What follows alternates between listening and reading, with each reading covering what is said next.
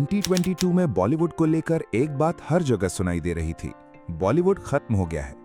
Big stars flop हो रहे थे, बिग बजट्स डूब रहे थे, सोशल मीडिया पर बॉयकॉट ट्रेंड्स चल रहे थे और इंडस्ट्री के अंदर भी पैनिक था।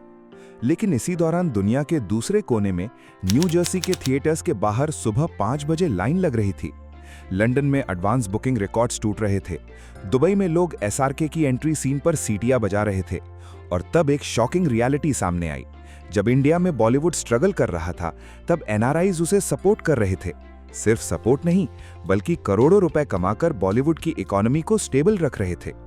और अगर आप पठान, जवान, एनिमल्स, 3-2 और रीसेंट ब्लॉकबस्टर फिल्म्स के नंबर्स देखें तो एक पैटर्न क्लियरली दिखता है। बॉलीवुड का फ्यूचर सिर्फ इंडिया डिसाइड नहीं करता।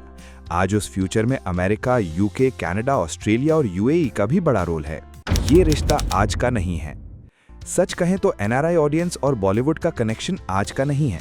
90s और अर्ली 2000s में बॉलीवुड ने एक चीज समझ ली थी, इंडिया से बाहर करोड़ों इंडियंस रहते हैं और उन्हें अपने कल्चर से कनेक्टेड रहना है। इसी पीरियड में आई डीडीएलजे, कुछ कुछ होता है, कभी खुशी कभी गम, कल हो ना हो। ये फिल्म्स इंडिया में हिट थीं, लेकिन ओवरसीज मार्केट्स में इनका इमोशनल इम्पैक्ट और भी बड़ा था। करण जौहर और यशराज फिल्म्स ने प्रैक्टिकली एक नया बिजनेस मॉडल बना दिया।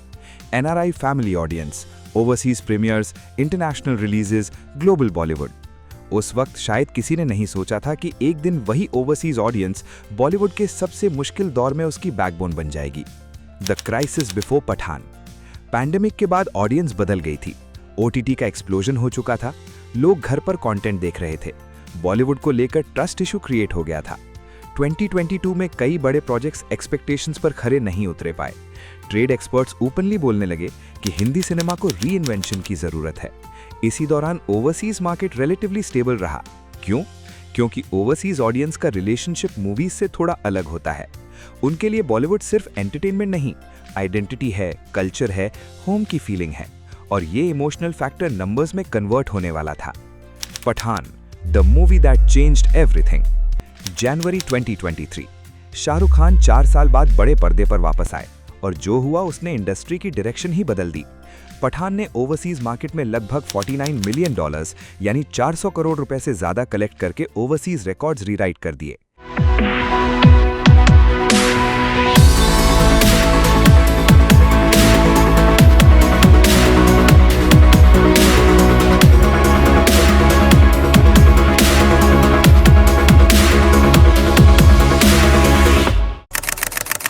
लेकिन स्टोरी सिर्फ कलेक्शंस की नहीं थी, स्टोरी इमोशंस की थी।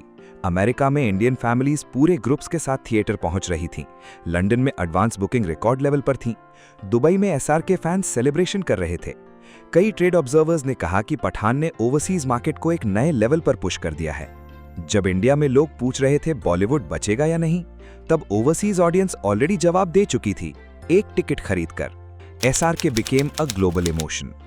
आज भी दुनिया के कई कंट्रीज में बॉलीवुड का मतलब शाहरुख खान है। Germany, UK, middle east, north America. SRK का फैन बेस डेकेड से बना हुआ है और पठान ने उस लॉयल्टी को बॉक्स ऑफिस में कन्वर्ट कर दिया।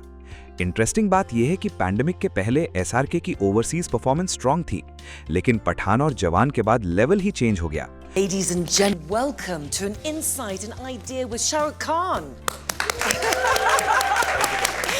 Oh, fantastic! Yeah.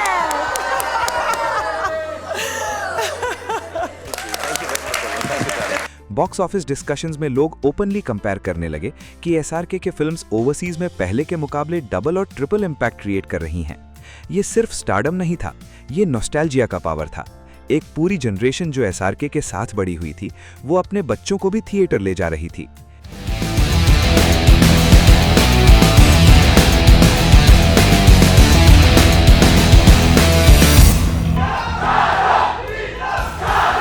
And Shah Rukh Khan was amazing.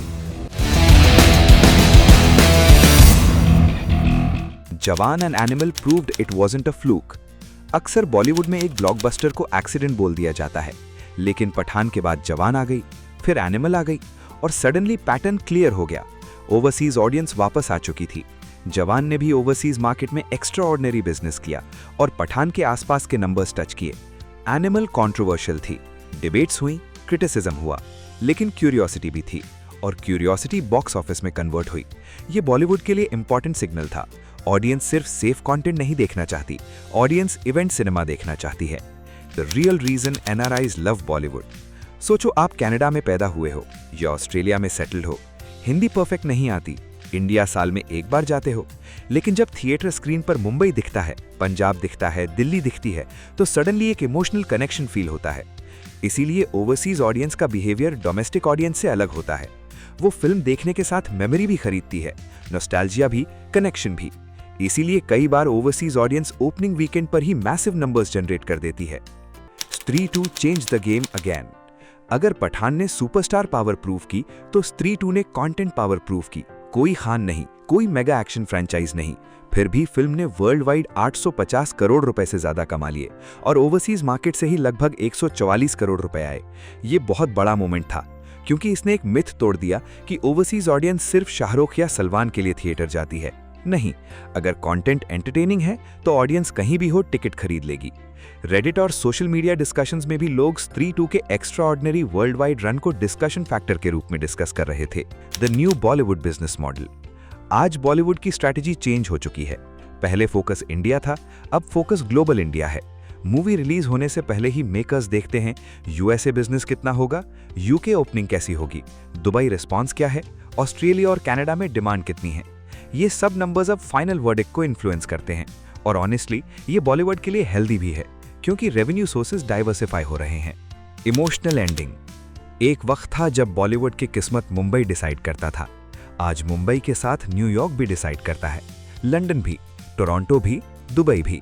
और शायद इसी में बॉलीवुड की सबसे बड़ी स्ट्रेंथ छुपी है, क्योंकि दुनिया भर में करोड़ों इंडियंस रहते हैं जो इंडिया से दूर हैं लेकिन इंडिया को भूले नहीं हैं।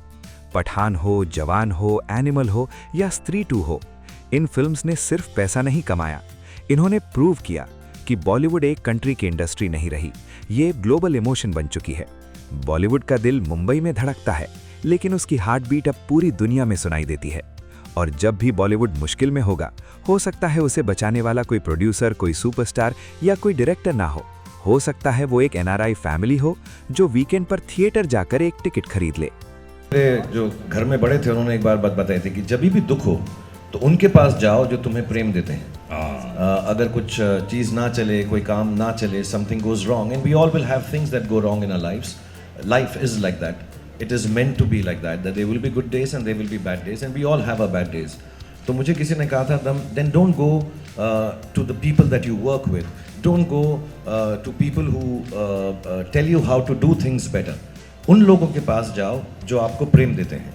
एंड मेरी बहुत अच्छी किस्मत है कि मेरे पास लाखों, करोड़ों, मिलियंस, बिलियंस लोग ऐसे हैं जो मुझे प्रेम देते हैं। तो जब मुझे दुख होता है तो मैं अपनी बैल्कनी पे आ जाता हूँ, जब मुझे सुख होता है मैं अपनी बैल्कनी पे आ जाता हूँ। कमाल की बात यह है कि मुझे गॉड ने इतना सराहा है कि मुझे उसने हमेशा के लिए बैल्कनी का टिकट दिया हुआ।